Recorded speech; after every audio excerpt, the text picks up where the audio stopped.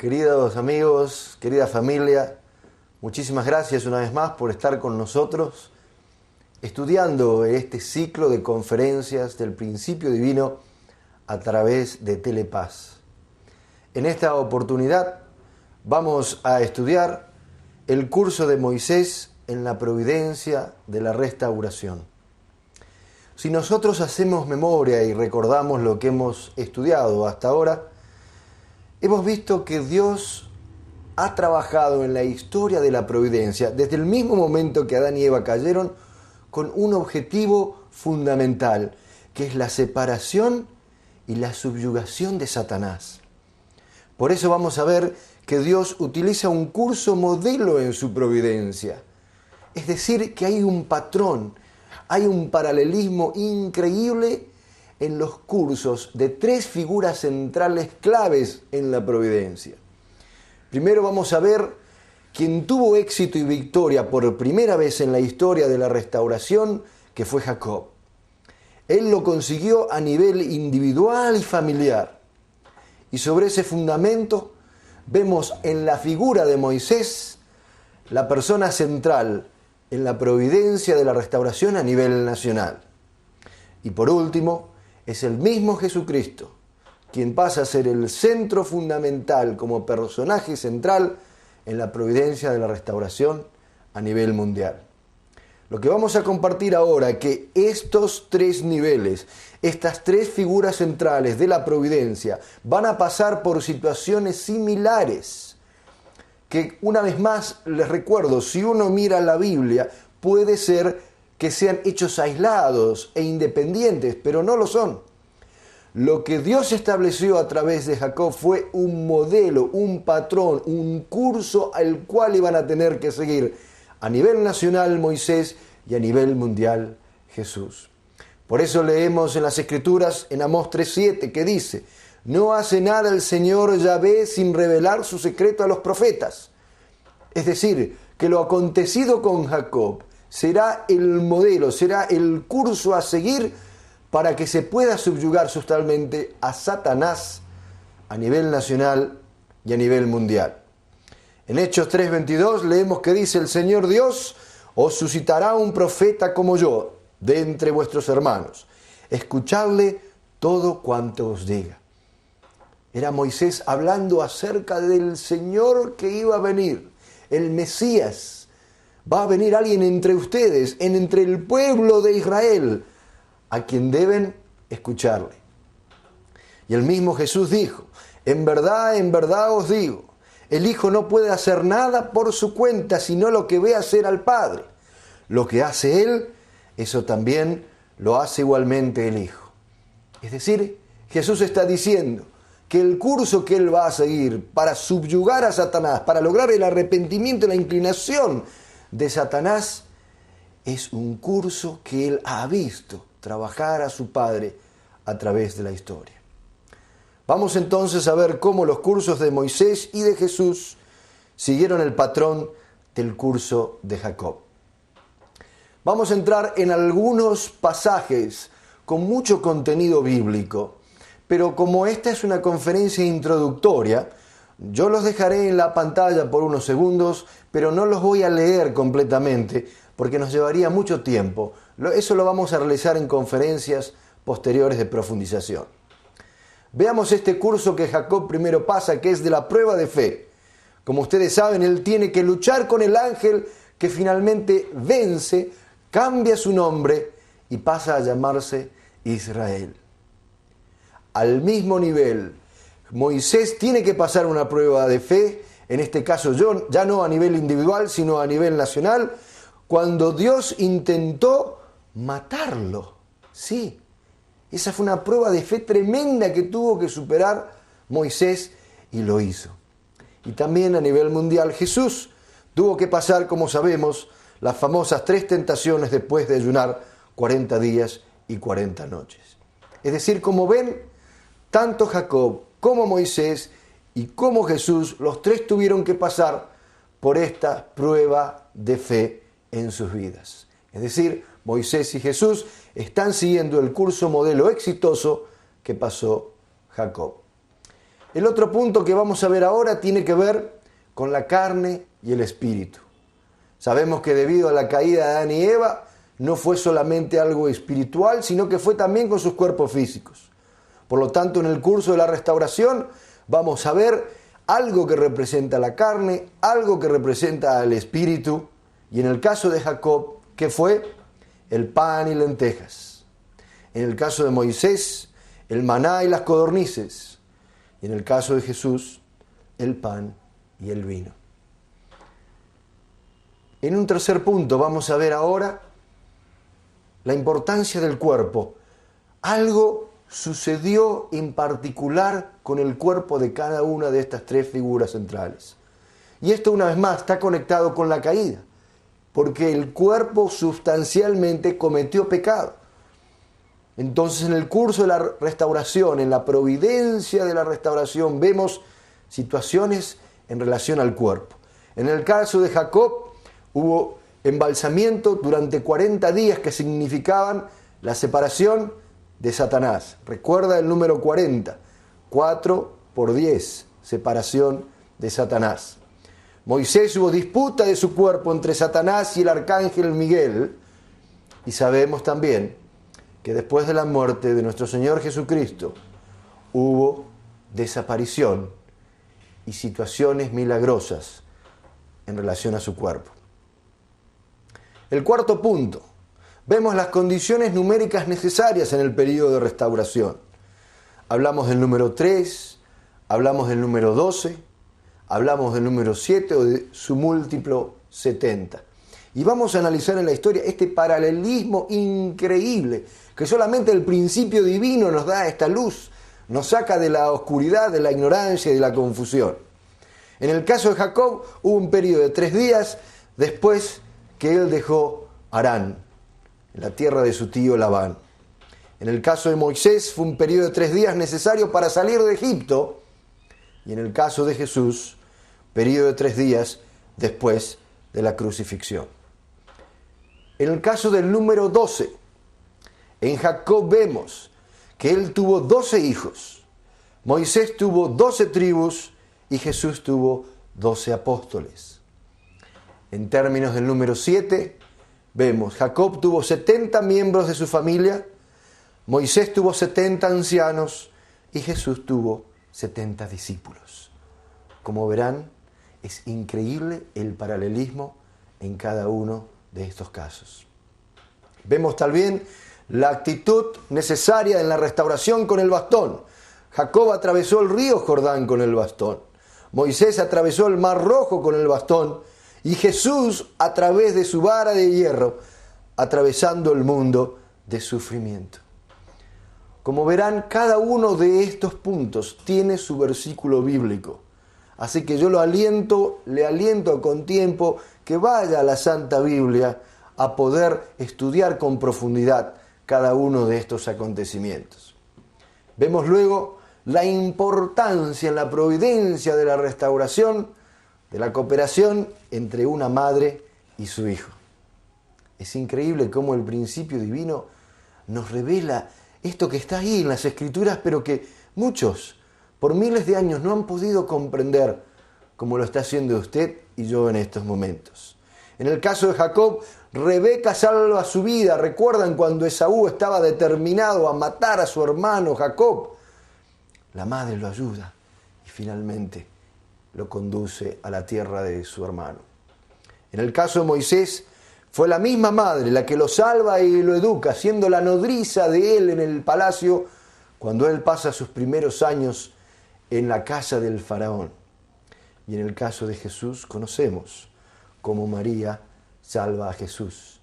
En la época que se había determinado en Roma que había que matar a todo aquel niño que había nacido, ellos se van para Egipto.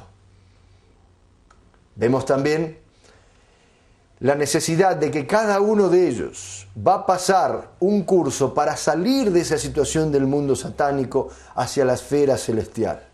En el caso de Jacob, sale de Harán hacia Canaán. En el caso de Moisés, es de Egipto a Canaán.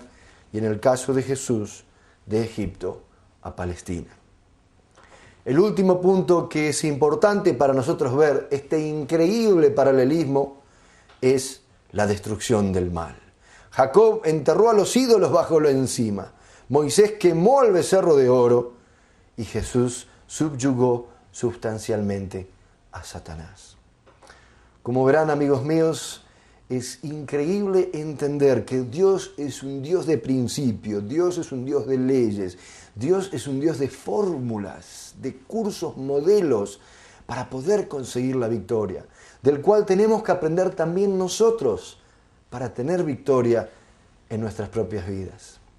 Vamos a ver ahora entonces con más detalles la providencia de la restauración centrada en Moisés. Como sabemos entonces, él es llamado como figura central por Dios para sacar al pueblo de Israel que había sufrido por 400 años de esclavitud en Egipto y llevarlo a Canaán. Pero como lo hemos visto, para poder establecer un fundamento victorioso de Dios, se necesita primero establecer el fundamento para el Mesías. Y como habíamos estudiado hasta ahora, el fundamento para el Mesías tiene dos aspectos. Uno vertical, que es el fundamento de fe, y uno horizontal, que es el fundamento de sustancia. Vamos a ver que en este caso, en el curso de Moisés, hay 3 períodos de 40 años. Lo iremos analizando cada uno en particular. Los primeros 40 años, Moisés pasa en el palacio del faraón, los segundos 40 años en Madián, y el tercer curso es Moisés y Josué en el desierto de Sinaí, que finalmente conducen al pueblo a Canaán.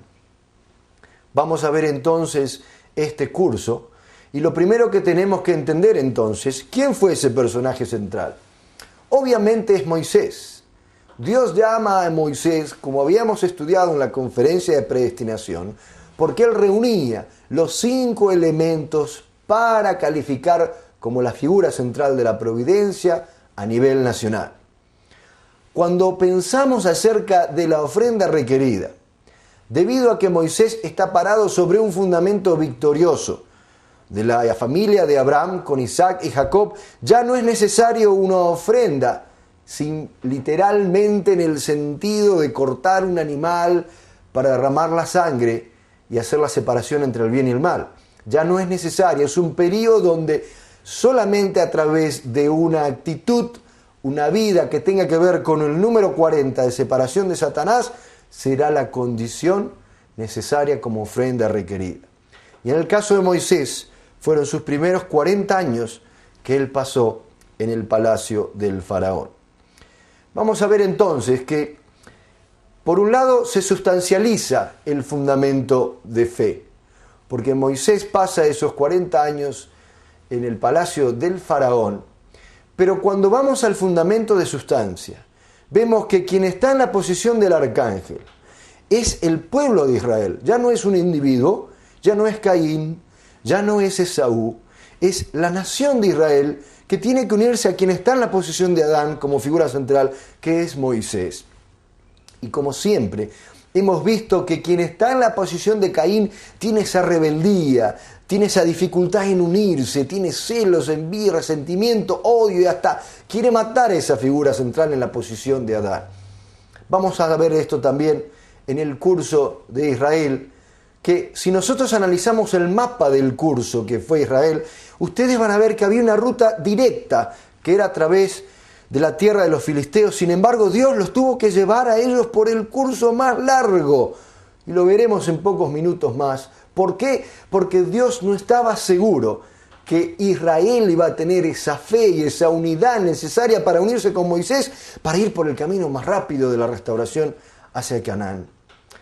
Leemos en el Éxodo 13:17, y luego que Faraón dejó ir al pueblo, Dios no los llevó por el camino de la tierra a los filisteos que estaba cerca, porque dijo Dios, para que no se arrepienta el pueblo cuando vea la guerra y se vuelva a Egipto. Es decir, Dios mismo estaba preocupado que cuando ellos tengan que enfrentar ese duro camino del desierto para poder llegar a Canaán, pudieran arrepentirse, pudieran darse vuelta y decir, no, mejor volvamos.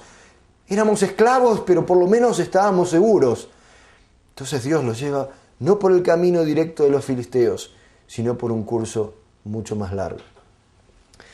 Sin embargo, en el momento en que Moisés da inicio a la providencia de la restauración, Israel no se une.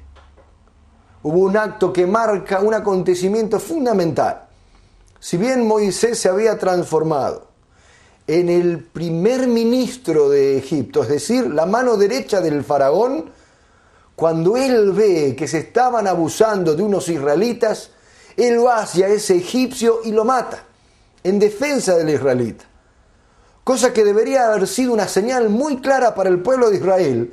Él está con nosotros, Él nos ama, Él nos quiere a nosotros, pueblo de Israel, aunque es el primer ministro de Egipto. Sin embargo, todo lo contrario. Los israelitas comienzan a acusar a Moisés de lo que había hecho.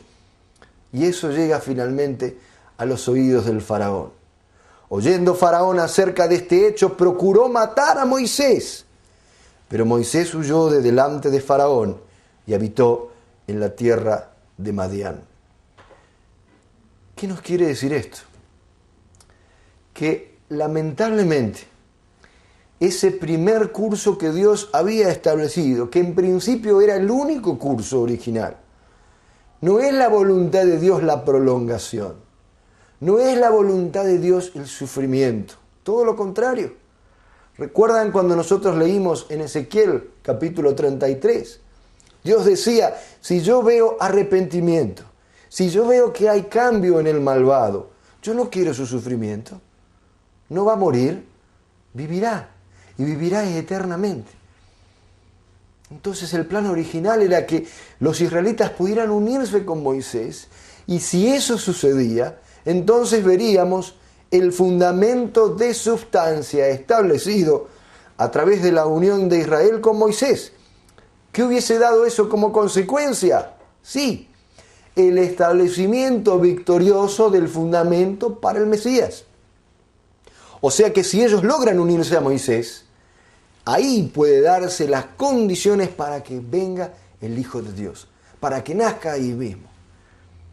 Lamentablemente, debido a la falta de fe del pueblo de Israel, no se une a Moisés y ese primer curso de la restauración nacional centrado en Moisés termina en un fracaso porque Satanás invade. ¿Cuál es el corazón de Dios? Él nunca abandona a sus hijos. Siempre vuelve a intentar, vuelve a dar una oportunidad para que cumplan su responsabilidad. Vamos a ver ahora entonces el segundo curso, que también dura 40 años. En este caso, no van a ser los 40 años en el palacio como fue el primero, pero van a ser 40 años en el desierto de Madián. Pero una vez más, debemos entender que por más que haya un amor incondicional de Dios, un amor verdadero de Dios, de dar una nueva oportunidad, para poder establecer la victoria, se tiene que reestructurar, reestablecer el fundamento perdido. Es como si ellos empezaron a poner un gran ladrillo, una gran pared, y se vino abajo. Hay que volverla a construir. Para eso se necesita el fundamento. Vamos a ver entonces que en este fundamento de fe el personaje central vuelve a ser Moisés, quien logra sustancializar esa ofrenda requerida durante sus 40 años en el desierto de Madián. Es decir, el fundamento de fe está realizado, pero vamos a tener que ver que se necesita siempre el fundamento horizontal, que es el fundamento de sustancia. ¿Cómo se va a lograr? Si el pueblo de Israel, que está en la posición de arcángel, logra unirse absolutamente con Moisés. De lograr eso, veremos el fundamento para el Mesías en ese segundo curso y el fundamento ya realizado para el nacimiento del Hijo de Dios. Vamos a ver entonces esta primera parte. En Éxodo 3, 7, 10 dice lo siguiente: bien vista tengo la aflicción de mi pueblo en Egipto y he escuchado el clamor que le arrancan sus capataces, pues ya conozco sus sufrimientos. He bajado para librarle de la mano de los egipcios y para subirle de esta tierra a una tierra buena, y espaciosa, a una tierra que emana leche y miel, al país de los cananeos, de los hititas, de los amorreos, de los pereceos, de los gibeos y de los jebuseos. Así, el clamor de los hijos de Israel ha llegado hasta mí, y he visto además la opresión con que los egipcios los oprimen. ¿Qué quiere decir esto? Dios ve el sufrimiento. Pero como ya estaban dadas las condiciones, recuerdan que había que pasar, debido al fracaso de Abraham en la última parte de la ofrenda, había que pasar un periodo de 400 años de sufrimiento en tierra ajena, le había dicho Dios a Abraham. Este periodo ya se cumplió. Entonces Dios lo llama a Moisés y culmina este versículo diciendo: ahora pues ve, yo te envío al faraón para que saques a mi pueblo, los hijos de Israel, de Egipto. Es decir, amigos míos, vemos el momento cúlmine en que se están abriendo las posibilidades para que la salida de la esclavitud, del sufrimiento comience y transitar el verdadero camino hacia la tierra prometida de Canaán, para que el Mesías pueda aparecer. Leemos entonces que las señales para dar inicio a este curso son 3 milagros y 10 calamidades. Esto lo leerán ustedes en Éxodo capítulo 3, versículos 7 al 11. A través de estos milagros y calamidades, el pueblo de Israel se da cuenta entonces que Moisés es la persona elegida. Moisés es la persona que Dios, Jehová, les está mandando para liberarlos. E incluso esto tiene efecto en el mismo faraón. Comienza entonces el curso para establecer el fundamento para el Mesías a nivel nacional. Pero como ustedes verán aquí, no ha sido un curso directo. Primero será ir por el monte de Sinaí, luego Cades Barnea y finalmente entrarán en Jericó, en un curso que se prolongará nuevamente. Porque no era suficiente con sentir alegría, emoción y tener unidad en ese lugar y en ese momento con Moisés. Para que se establezca verdaderamente el fundamento de sustancia, el pueblo de Israel debía acompañar a Moisés hasta la tierra de Canaán. Ahí se establece verdaderamente el fundamento de sustancia. Entonces, en este periodo, como vimos en el mapa, un camino tan largo, miren ustedes el mapa, Dios necesitaba crear un objeto de fe que fuese incondicional. Algo que, aunque los israelitas tuvieran falta de fe, aunque cayeran en incredulidad, Dios pudiera tener un objeto absoluto de fe.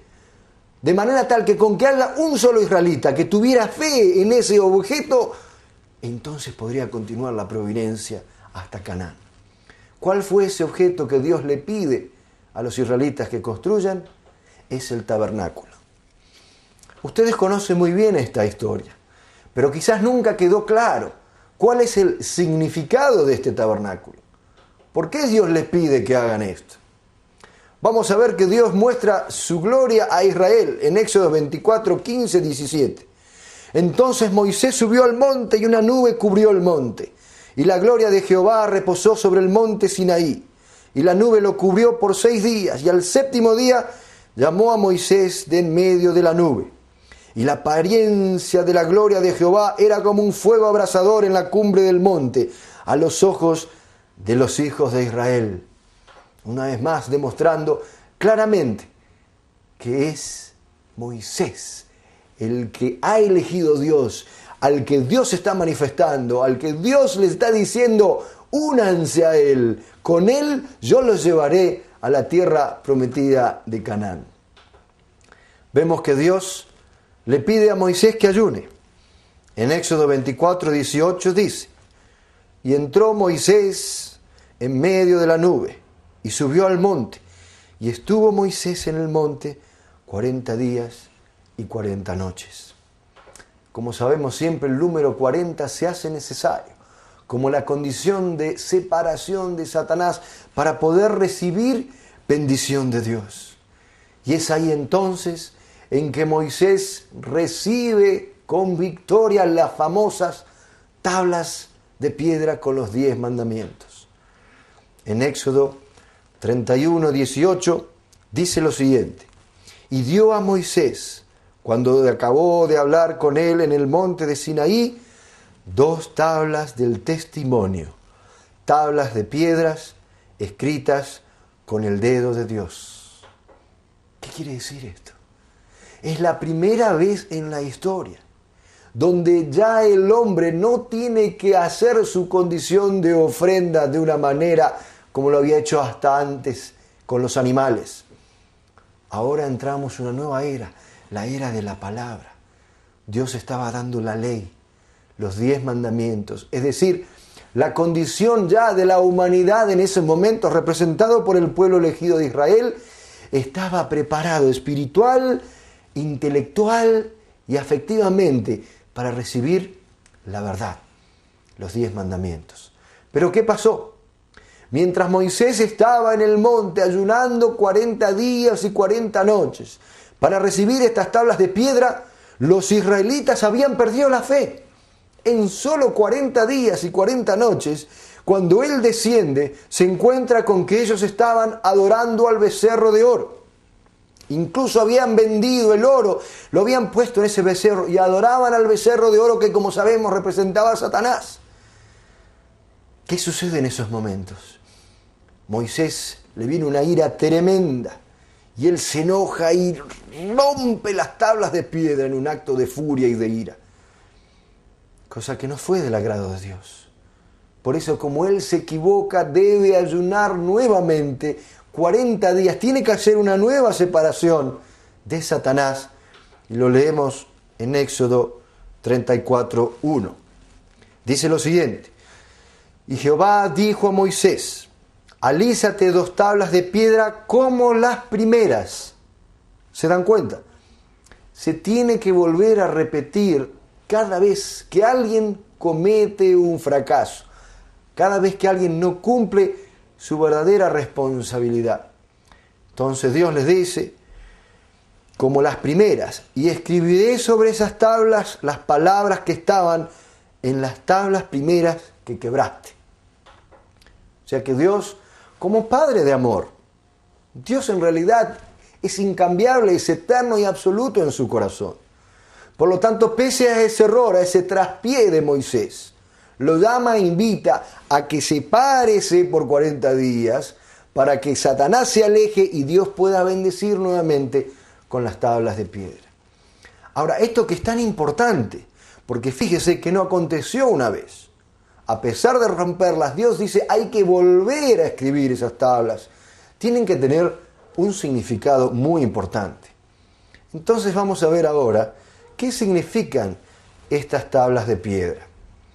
Para eso primero tenemos que entender que las tablas, en primer lugar, son una representación sustancial de la palabra. Segundo, van a ser la restauración simbólica de Adán y Eva. Y tercero, la representación simbólica de Jesús y el Espíritu Santo. ¿Y por qué entendemos que eso es así? Esto es muy importante.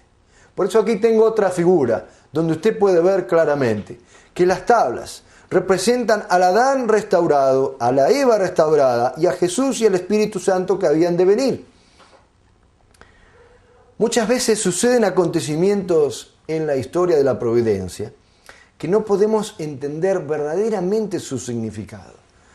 Por eso una vez más les recuerdo que es una gran bendición de Dios poder estar aquí compartiendo este contenido del principio divino que nos aclara tantas dudas, tanto en el Antiguo como en el Nuevo Testamento.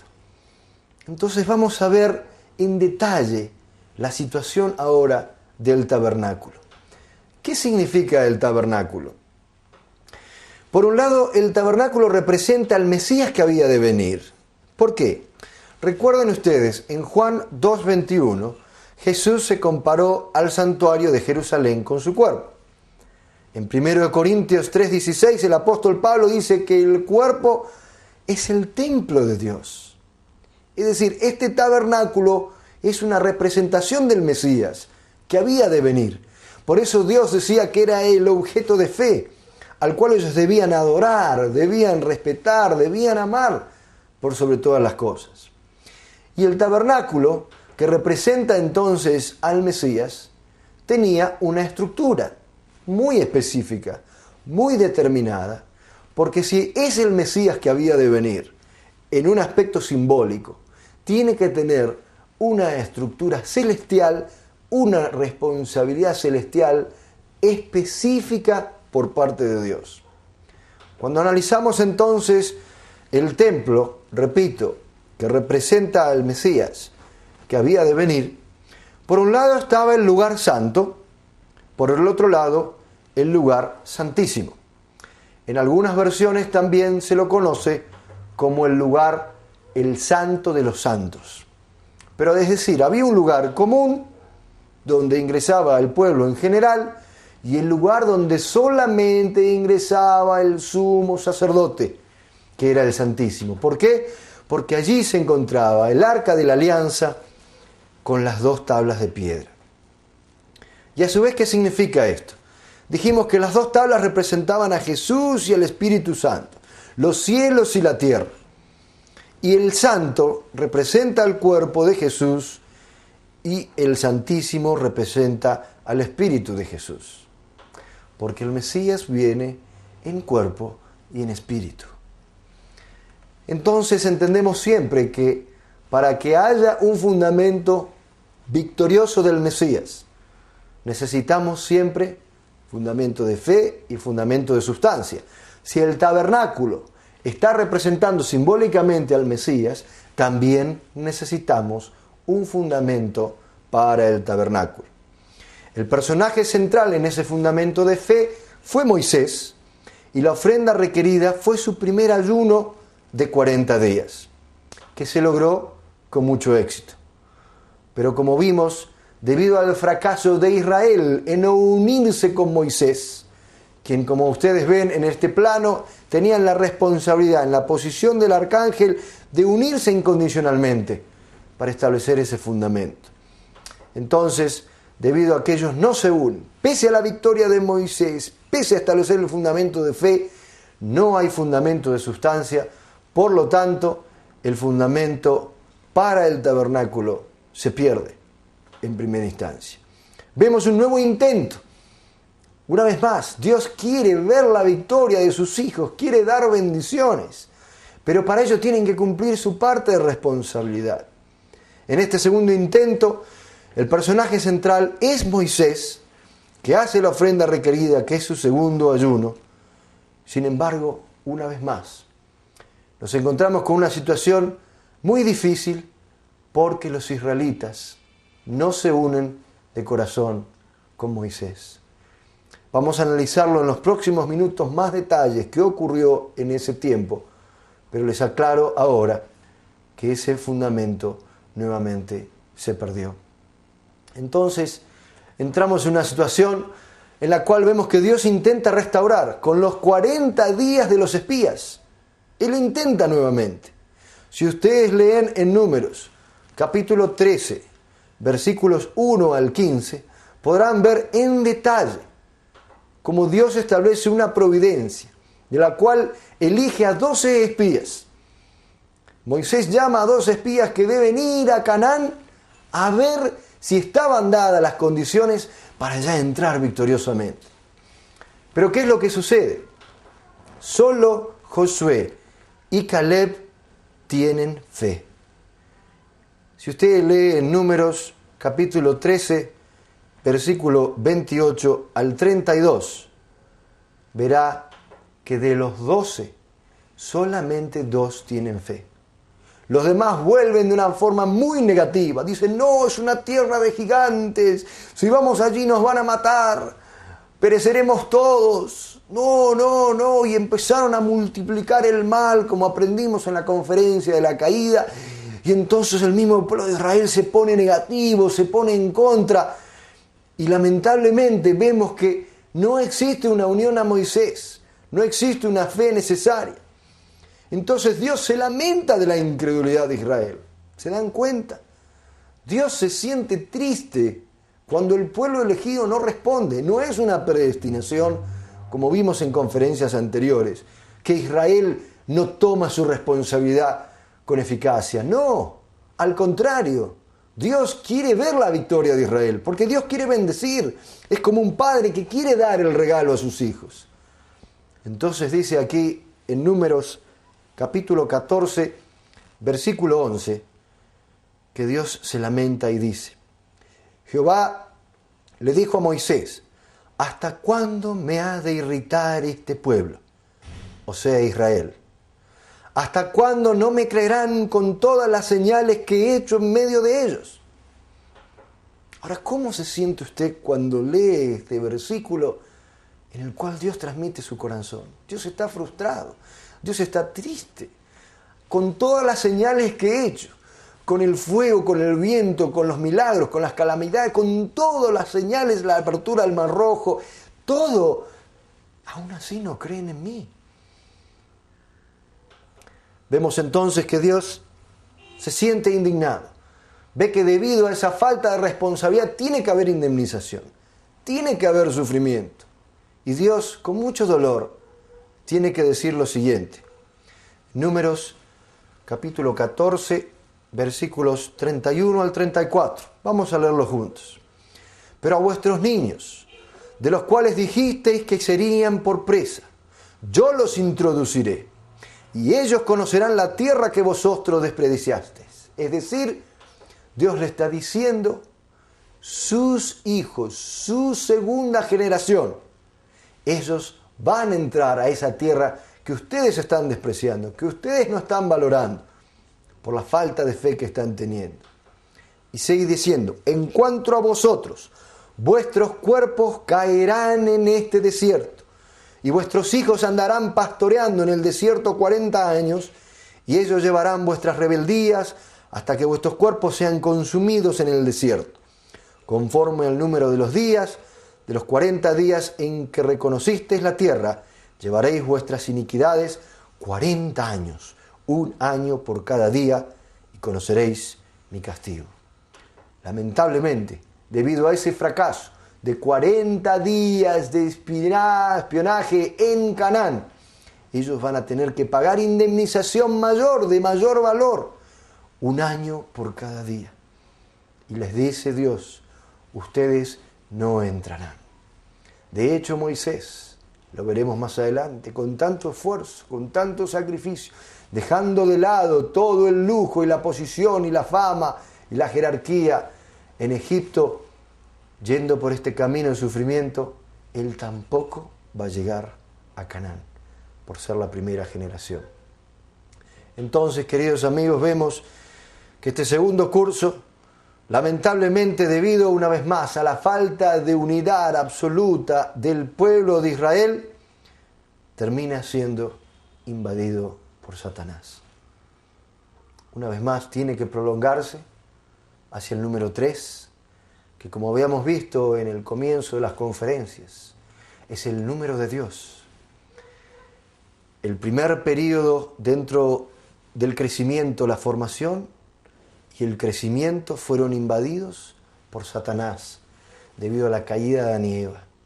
Es decir, que el número 1 y el número 2 tienen la puerta abierta a la posibilidad de invasión satánica. Sin embargo, el número 3, es decir, esa tercera etapa de crecimiento, nunca fue invadida por Satanás. Por lo tanto, Dios puede reclamar victoria. Y así veremos qué sucedió en este tercer curso de la restauración nacional de Canaán centrada en Moisés. Vemos entonces que terminamos el primer curso, terminamos el segundo curso y ahora vamos a analizar la última parte, que es el tercer curso también de 40 años, que comenzará en Moisés, sí, pero que va a culminar en Josué, que como usted recordará, es uno de los dos que ha tenido fe junto con Caleb cuando fueron a espiar a la tierra prometida de Canaán. Recordamos entonces que para que se pueda establecer el fundamento victorioso, para que pueda venir el Mesías, es necesario el fundamento de fe y de sustancia. En este caso, el personaje central será Moisés junto con Josué, y la ofrenda requerida son los 40 años en el desierto.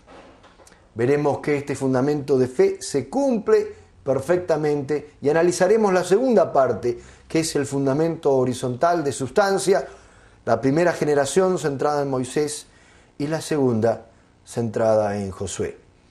Ambos en la posición de arcángel representando a Israel y ambos, Moisés y Josué, representando a la posición de Adán. ¿Cómo comienza todo esto? Si nosotros leemos en Números capítulo 20, versículo 8, Dios le ordena a Moisés que golpee la roca en Cades Barnea. ¿Por qué? El pueblo israelita, en su curso hacia la tierra prometida de Canaán, estaba en el medio del desierto. Naturalmente existía la sed. Dios se siente misericordioso y le dice a Moisés entonces que golpee la roca para darle agua a su pueblo. Dice lo siguiente: toma la vara y reúne la congregación, tú y Aarón tu hermano, y hablad a la peña a vista de ellos, y ella dará su agua y les sacarás agua de la peña y darás de beber a la congregación y a sus bestias. Es decir, Dios mismo le ordena a Moisés que golpee la roca. No es una actitud independiente, autónoma de por sí de Moisés. Él está recibiendo una dirección. ¿Y Moisés qué hace? Números 20, 11. Entonces alzó Moisés su mano y golpeó la peña o la roca con su vara 2 veces. Sin embargo, Dios le había dicho que debía golpear la roca 1 vez. Moisés, enfurecido, porque él estaba con mucha rabia, bronca, el pueblo siempre quejándose, nunca contento, nunca agradecido. Entonces él, cuando va a golpear la roca, porque Dios le pide, dales agua, sí, están sedientos, yo los amo, yo quiero que le des agua, y él, en vez de golpear la roca felizmente y dar agua, él se enfurece, ¡pah! ¡Pah! 2 veces. ¿Y qué sucede? Leamos a continuación Números capítulo 20, versículo 12. Y Jehová dijo a Moisés y a Aarón: por cuanto no creísteis en mí para santificarme delante de los hijos de Israel, por lo tanto, no meteréis esta congregación en la tierra que les he dado. Dios muestra su descontento, pero fíjense hasta qué punto. No es solamente un tirón de oreja. ¿Por qué, Moisés, hijo mío, golpeaste a la roca 2 veces si yo te dije que lo hicieras 1 sola vez? No. Dios le está diciendo, debido al error que cometiste, debido a pegar a la roca 2 veces, tú ahora no vas a entrar en Canaán. No vas a entrar en la tierra prometida de Canaán, de miel, de leche, del reino de los cielos. No, tú vas a morir en el desierto. A tal punto que si ustedes leen más adelante, Moisés le pide, no, por favor, Jehová, Dios mío, todo este esfuerzo, todo este sacrificio, 80 años caminando para llegar a Canaán, quiero ver la tierra de Canaán. Dios es categórico. Y cuando uno lee este versículo bíblico, se pregunta, pero ¿cómo puede ser un Dios de amor, un Dios misericordioso, ser tan cruel aparentemente, por pegar una roca 2 veces en vez de 1, no va a poder ver esa tan ansiada tierra? Sin embargo, Dios nunca hace nada si no hay un principio, una razón celestial, providencial de por medio. ¿Qué sucede? La roca, en realidad, como fuente de las tablas de piedra, del arca y del tabernáculo, representaba al Mesías. Leemos en la primera carta de Corintios 10:4 y en Apocalipsis 2:17 que la roca representa a Cristo. La roca representa al Mesías. En este caso, debido a que Adán, que es el primer hijo de Dios, el primero que debería haber cumplido su responsabilidad y llegado a la unidad con Dios, cae, entonces la roca había sido invadida por Satanás. Claro que sí. Entonces Dios les dice, pégale una vez a esa roca. ¿Por qué? Porque a través de pegarle una sola vez, esta roca, que en estos momentos está sin agua porque representa al Adán caído, se va a transformar en una roca que produce agua. Ese fue el plan de Dios. Es decir, simbólicamente, al pegar a la roca una vez, ese Adán caído que está representado por la influencia y el dominio de Satanás debido a la caída, es restaurada y pasa a ser entonces el Adán restaurado. Y el Adán restaurado sabemos muy bien que representa al Mesías que había de venir. Por lo tanto, cuando Él vuelve a pegar a la roca una vez más, ¿a quién le está pegando? Sí, le está pegando al Adán restaurado. Le está pegando a quien representa al Mesías. Por eso Dios considera que fue algo terrible. Miremos bien ahora el ejemplo. El segundo golpe es ese ataque que presenta por qué es esto grave. ¿Por qué Dios se enoja tanto a punto que no le da la oportunidad de ver a Canaán? Porque esto sienta las bases, un precedente, a que en el futuro Jesús, el Mesías, pueda ser golpeado, pueda ser agredido, pueda hasta ser crucificado. Tan grave y tan serio era ese segundo golpe a esa roca que representaba al Mesías que había de venir. Por eso vemos que Dios aparta como figura central a Moisés, como lo hemos visto. Cuando Dios elige a alguien que tiene las condiciones, por eso Dios le elige, está predestinado un 95%. Moisés, no había ninguna duda, entre todo el pueblo de Israel, era el que más estaba calificado como ese personaje central para llevar a Israel a Canaán. Pero si alguien no cumple su responsabilidad, porque tiene su 5%, si Moisés no cumple su 5% de responsabilidad, entonces será apartado y alguien vendrá en su lugar. Eso fue lo que ocurrió con Josué. Por eso en Números 27, 18, 20 leemos que dice: y Jehová le dijo a Moisés: toma a Josué, hijo de Nun, varón en el cual hay espíritu, y pondrás tu mano sobre él. Y lo pondrás delante del sacerdote Eleazar y delante de toda la congregación. Y le darás el cargo en mi presencia, y pondrás de tu dignidad sobre él, para que toda la congregación de los hijos de Israel le obedezca. ¿Qué quiere decir esto? Formalmente Dios le pide a Moisés que delante de todo el pueblo de Israel muestre que a partir de ahora quien ellos deben seguir, deben unirse, es Josué. Y más adelante leemos que Dios le ordena a Moisés que le dé aliento a Josué. Deuteronomio 3:28 dice: y manda a Josué y anímalo y fortalécelo, porque él ha de pasar delante de este pueblo, y él les hará heredar la tierra que verás. Esto es debido a que Josué, cuando se da cuenta que tiene semejante responsabilidad de cargar con la posición de Moisés, de llevar al pueblo de Israel a Canaán, se siente muy confundido. No es fácil. Es una tremenda responsabilidad. Entonces Dios le dice: ve y anímalo, ayúdale, dale fuerzas. Y finalmente, en Josué 1:2, leemos que Dios le dice a Josué: mi siervo Moisés ha muerto. Ahora pues levántate y pasa este Jordán, tú y todo el pueblo, a la tierra que yo les doy a los hijos de Israel. Es decir, ya directamente, no indirectamente como era antes a través de Moisés, que lo unge delante del pueblo. No, ahora Dios directamente habla con Josué, quien también necesita aliento del mismo Dios, el cual le dice: nadie te pondrá a hacer frente en todos los días de tu vida. Como estuve con Moisés, estaré contigo. No te dejaré ni te desampararé. Esfuérzate y sé valiente, porque tú repartirás a este pueblo por heredad la tierra de la cual juré a sus padres que la daría a ellos.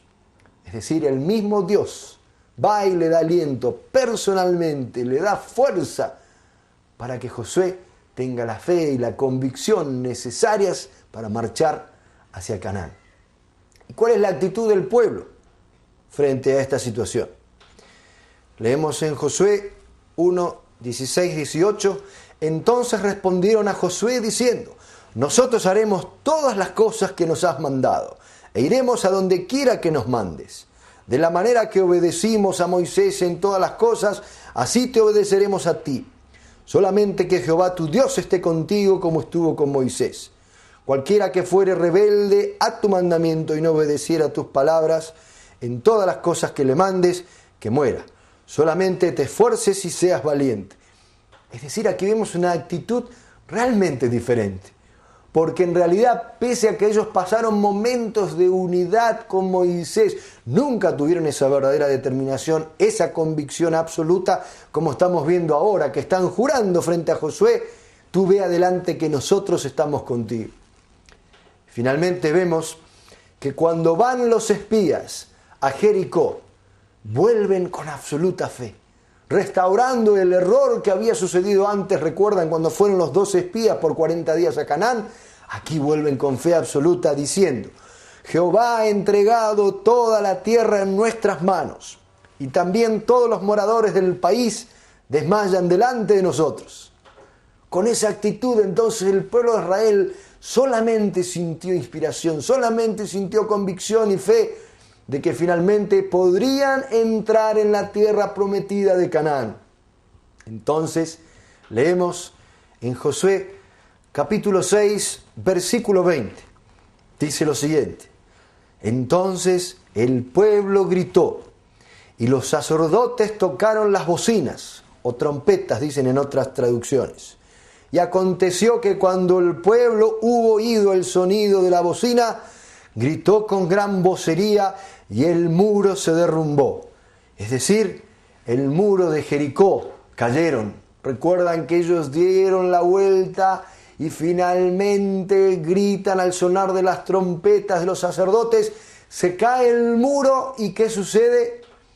El pueblo subió luego a la ciudad, cada uno derecho hacia adelante, y la tomaron. Es decir, sí, llegamos por primera vez, después de un curso de 120 años, en el fundamento de sustancia realizado en la providencia de la restauración a nivel nacional. Es decir, el fundamento de fe y el fundamento de sustancia se estableció, dando paso ahora a la oportunidad a que nazca en la tierra el Hijo de Dios. Ya están dadas las condiciones a nivel nacional para que pueda venir el Mesías.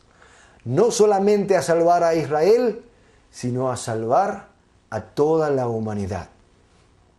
En la próxima conferencia vamos a analizar entonces qué sucedió cuando vino a Israel 2000 años atrás Jesús de Nazaret, el Mesías, el Hijo de Dios. Una vez más, muchísimas gracias por todo este tiempo que nos ha dado. Espero que hayan podido comprender cómo a través de la historia Dios siempre ha establecido un curso modelo, un patrón, para que el hombre pueda cumplir su responsabilidad victoriosa. Así puede haber bendición de Dios. Una vez más, en nombre de todos los que estamos aquí en Telepaz, les deseamos todo lo mejor para usted, su familia, y que Dios les bendiga. Muchas gracias.